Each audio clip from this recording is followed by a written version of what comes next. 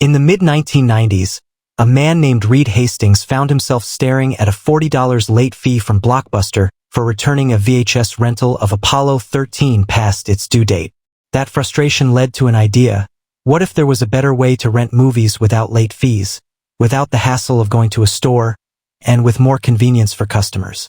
Hastings, a computer scientist and entrepreneur, had already built and sold a software company for $750 million.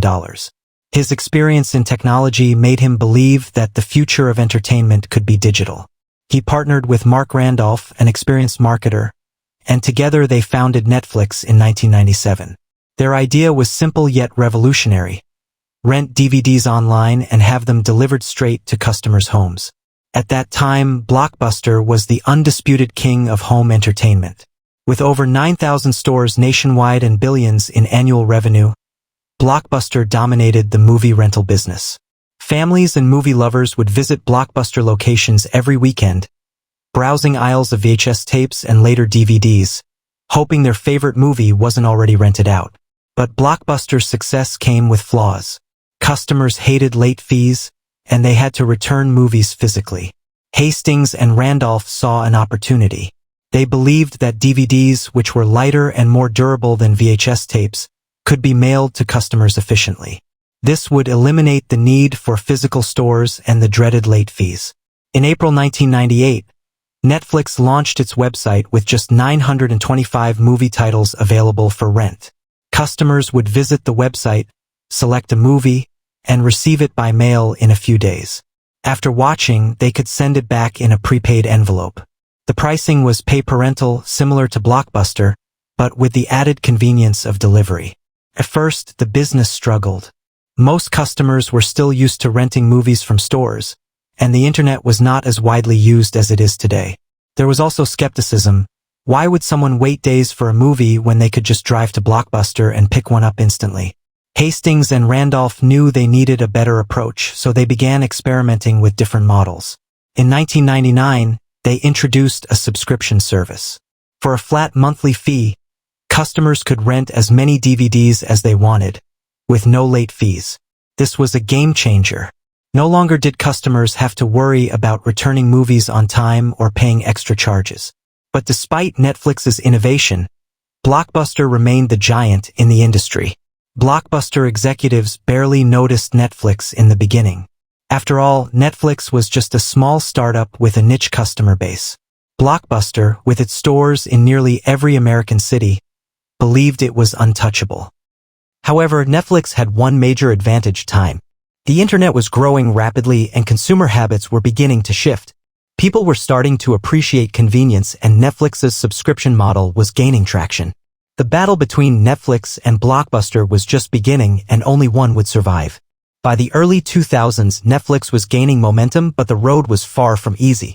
The company was still losing money and the future seemed uncertain. Reed Hastings and Mark Randolph knew that if they wanted to survive against Blockbuster, they needed help. In 2000, Hastings and Randolph decided to propose a partnership with their biggest competitor. At the time, Blockbuster was a corporate powerhouse with annual revenues exceeding $5 billion. Meanwhile, Netflix was a fledgling company struggling to turn a profit. Hastings and Randolph hoped that by teaming up, they could use Blockbuster's vast resources to scale their online DVD rental service.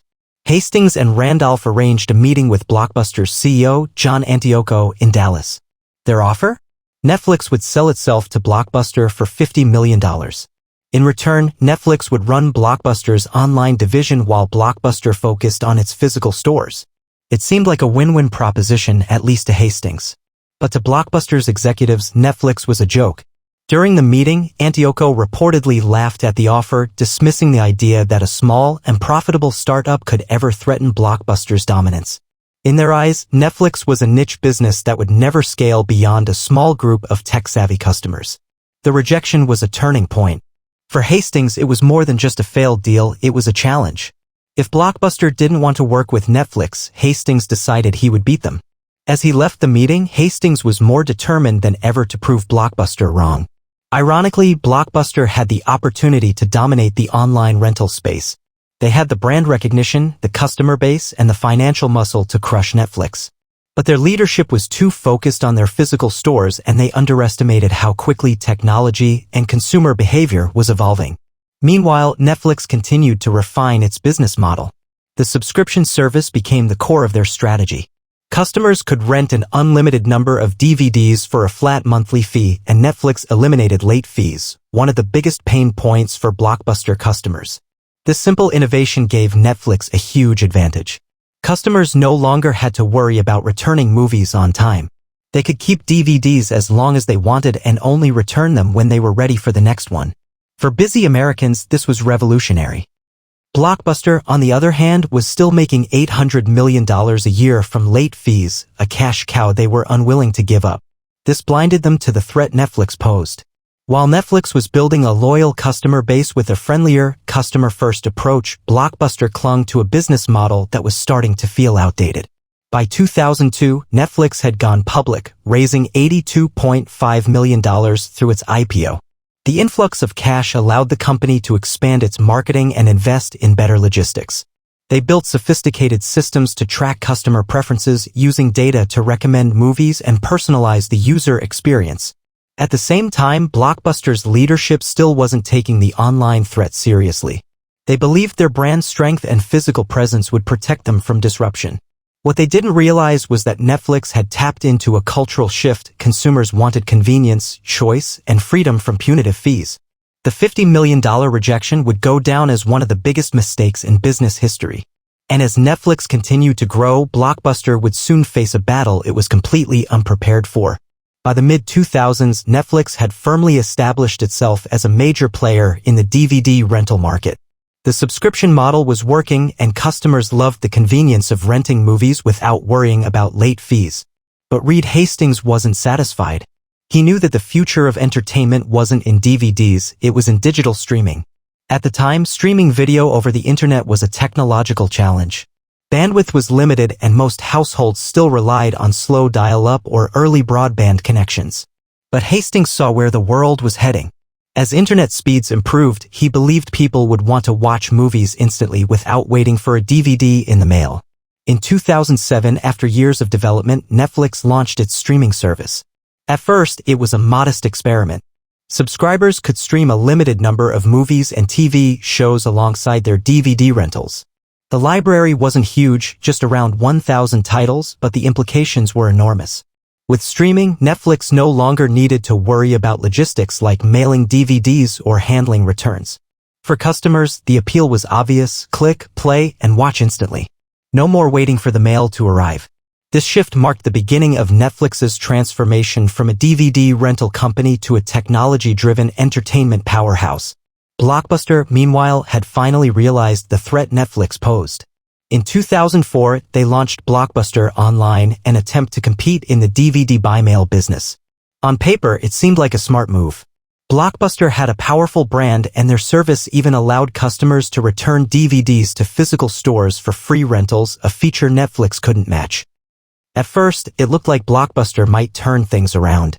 They gained millions of subscribers and began chipping away at Netflix's market share.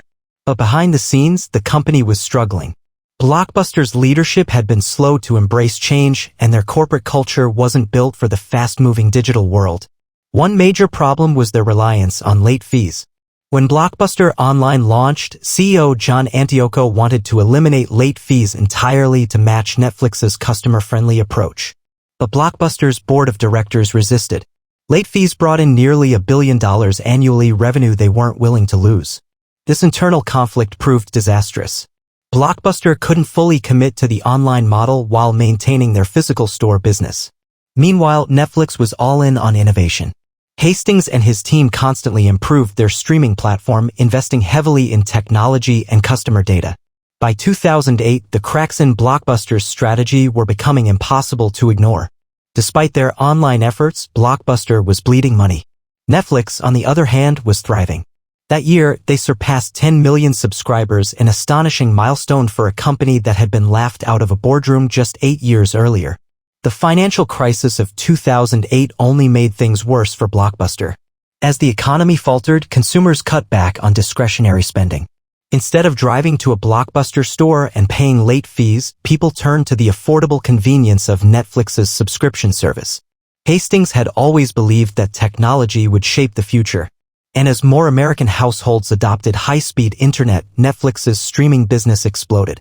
By offering customers unlimited access to movies and TV shows for a flat monthly fee, Netflix wasn't just disrupting the rental market, they were redefining how people consumed entertainment. Yet, as revolutionary as streaming was, Netflix's most daring move was still to come. The battle against Blockbuster was nearing its end, but Hastings had his sights set on something even bigger: original content. By 2010, the writing was on the wall. Blockbuster was in serious trouble. Despite their efforts to compete with Netflix through their online platform, they were too slow to adapt and too reliant on their outdated store model. While Netflix continued to grow, Blockbuster's once mighty empire was crumbling. One of Blockbuster's biggest missteps was failing to prioritize digital transformation. Their leadership was stuck in the past, focusing on physical locations while Netflix fully embraced the future. At its peak, Blockbuster operated over 9,000 stores worldwide. But as consumers shifted to online streaming and DVD by mail, those massive retail spaces became financial burdens instead of assets. The financial crisis of 2008 accelerated Blockbuster's decline.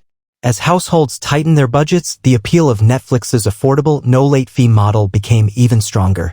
Blockbuster, still clinging to revenue from late fees and store rentals, failed to offer a compelling alternative. In 2010, after years of declining sales and mounting debt, Blockbuster filed for bankruptcy. The once unstoppable giant that had dominated home entertainment for decades had fallen. For Reed Hastings and Netflix, it was a moment of validation. The company that had laughed them out of a boardroom in 2000 was now out of the game. But Netflix wasn't resting on its success. Hastings knew that streaming was only the beginning. While their library of licensed films and TV shows attracted millions of subscribers, he realized that relying on content owned by other companies was a vulnerability. If media companies decided to pull their content or charge higher fees, Netflix's entire model could be at risk. So, Netflix made a bold move, investing in original content. In 2013, Netflix released its first major original series, House of Cards. The political drama, starring Kevin Spacey and Robin Wright, was a massive gamble. Producing original shows required enormous capital, and there was no guarantee that audiences would embrace Netflix as a content creator. But the gamble paid off. House of Cards was a critical and commercial success, earning Emmy nominations and putting Netflix on the map as a legitimate entertainment studio. More importantly, it changed how people viewed television. By releasing the entire season at once, Netflix pioneered binge-watching, allowing viewers to consume shows on their own terms rather than waiting for weekly episodes. Following House of Cards, Netflix doubled down on originals. Shows like Orange is the New Black, Stranger Things, and The Crown became global phenomena. These original programs not only attracted new subscribers but also gave Netflix control over its content library. Unlike traditional networks, Netflix could distribute its shows worldwide without relying on outside studios. Meanwhile, Blockbuster was reduced to a footnote in business history. By 2014, nearly all of its stores had closed, leaving only a single Blockbuster location in Bend, Oregon, as a nostalgic reminder of the past. The irony was impossible to ignore. Blockbuster had every advantage: money, infrastructure, and market dominance, but failed to innovate. Netflix, on the other hand, focused on customer experience, embraced technology, and wasn't afraid to disrupt itself. By the mid-2010s, Netflix had transformed from a DVD rental service into a global streaming powerhouse. The company expanded into 190 countries, delivering not just American content but also producing local language shows around the world. The death of Blockbuster wasn't just a story of corporate arrogance, it was a warning to any business that refuses to evolve. And for Netflix, the fall of their greatest rival only emboldened them to push the limits of what entertainment could be. Yet, despite their dominance, the world of streaming was about to become much more competitive, and Netflix's greatest challenges were still ahead. By the late 2010s, Netflix was at the top of the entertainment world. With over 150 million subscribers worldwide, billions in revenue, and a growing library of award-winning original content, the company had successfully transformed itself from a DVD by mail service into a global streaming powerhouse. But as Netflix grew, it attracted new and powerful competitors, setting the stage for what many called the streaming wars. The entertainment industry had been watching Netflix's meteoric rise carefully. For years, major media companies like Disney, Warner Media, and NBC Universal licensed their movies and TV shows to Netflix, enjoying substantial revenue without much concern. But as Netflix grew larger, these companies began to realize that they had unintentionally empowered a future rival. In response, legacy media giants began pulling their content from Netflix and launching their own streaming platforms. In 2019, Disney Plus entered the market with an impressive lineup of beloved franchises like Star Wars, Marvel, and Pixar. At the same time, Warner Media introduced HBO Max and NBC Universal launched Peacock. Each platform aimed to reclaim audiences and challenge Netflix's dominance. For the first time, Netflix was no longer the only game in town. Consumers now had choices, and with so many services competing for attention, subscription fatigue became a real concern. Would people continue to pay for Netflix when they could also subscribe to Disney Plus for family entertainment or HBO Max for prestige dramas? But Netflix had anticipated this shift. Long before the streaming wars officially began, they invested billions in original content to reduce their reliance on third-party studios. By 2020, more than 50% of Netflix's content was original programming. From hit series like Stranger Things and The Witcher to international sensations like Money Heist and Squid Game, Netflix was no longer just a streaming service, it had become a content empire. A major part of Netflix's strategy was to think globally. While its competitors focused on the US market, Netflix aggressively expanded into international territories, investing in regional productions that resonated with local audiences.